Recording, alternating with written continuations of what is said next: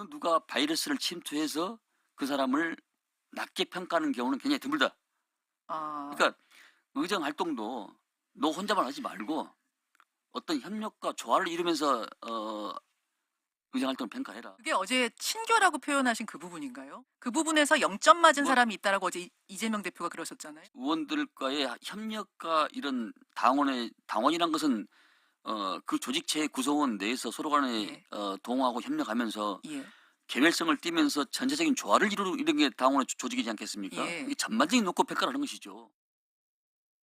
9월 말에 이재명 체포동의안이 있었고 네네. 그 과정에서 소위 우리 당에 한 30분 정도는 가결표를 던졌고 10분 정도는 기권 무효표를 던졌지 않습니까? 그리고 그 이후에 누가 도대체 가결표를 던졌냐? 이 논쟁이 한참 있던 시기에 의원들이 다면 평가를 하고 당직자들도 다면 평가를 하고 그리고 그 해당 지역의 권리당원들도 여론조사에 응했고 저는 이 요소들이 당시에 이 공직자 평가에 반영됐을 가능성이 매우 높다.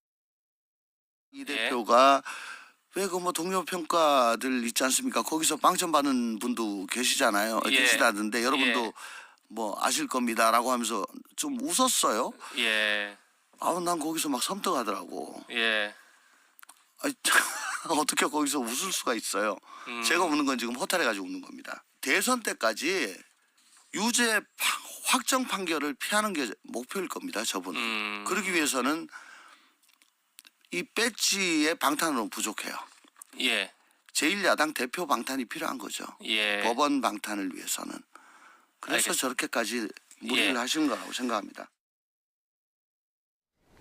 네, 방금 그 조홍천 의원 이야기 중에 이제 어제 이재명 대표가 0점 이야기하면서 웃었다. 어떻게 웃을 수 있냐 이런 얘기. 이 부분이 좀 논란이 되기도 했었고 또 안규백 위원장도 협력과 조화 이야기를 했는데 뭐 전체적으로 본다면 뭐랄까요? 의원들과의 관계가 좋지 않았다. 뭐 이런 걸로 해석이 좀 되는데요. 좀 어떻게 봐야 될까요? 그게 이제 그 의원 다면 평가라는 것이 예. 의원들이 이제 상대 의원들 평가하는 거거든요. 예. 우리가 일반 기업에서도 많이 이제 뭐 상사나 아니면 부하 직원이 많이 평가하잖아요. 그런 것처럼 민주당도 의원 평가 그리고 뭐 보좌진 평가, 당직자 평가들이 그렇게 있습니다. 그래서 그 평가들에 의해서 뭐 그 당시에 뭐 쉽게 말하면 당심 이런 것이 예. 반영되어 있을 수가 있을 것 같고요. 그리고 특히나 지금 뭐 이재명 대표가 그 당대표 당선됐을 때 77%로 당선이 됐는데 뭐 어쨌든 이재명 대표의 지키기 위한 그런 또 목소리도 있기 때문에 그 기간 동안에 그런 네. 평가들이 반영돼 가지고 그게 결과로 나온 걸 수도 있죠. 조금 전에 그 평론가님이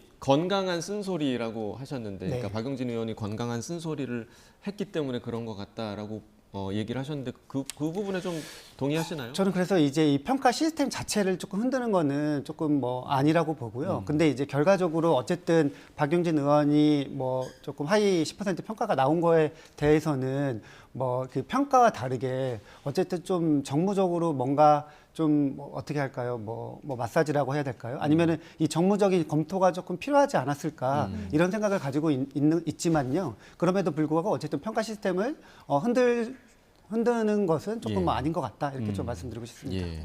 근데 뭐 공교롭게도 시점도 참 계속 문제가 되는 것 같은데 동료 의원들 뭐 다면 평가가 그때 진행이 됐던 거잖아요. 네. 이재명 대표 체포동의안 표결 전후에 이게 또 영향을 미쳤다는 분석도 사실 계속 나오고 있는데 어떻게 좀 바라보고 계세요? 그러니까 저는 설령 그때 그 시점이라고 하더라도 그 굳이 왜 또 그 시점이어야 하느냐. 그러니까 말하자면은 그건 좀 특수한 상황이었잖아요. 자, 그러니까 지금 의원들의 그 불만이 터져 나오는 건 그럴 겁니다.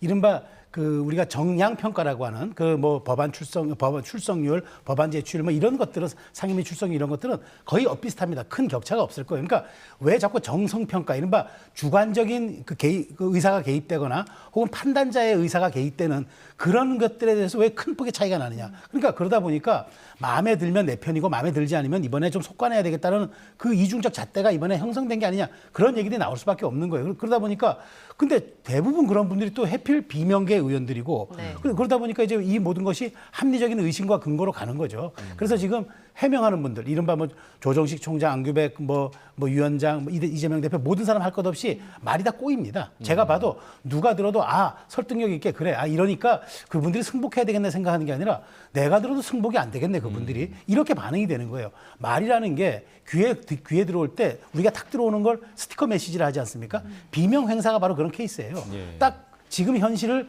네 글자로 압축적으로 보여주는 게 비명 행사다. 그러니까 네. 다른 모든 분들은 이렇게 생각할 겁니다.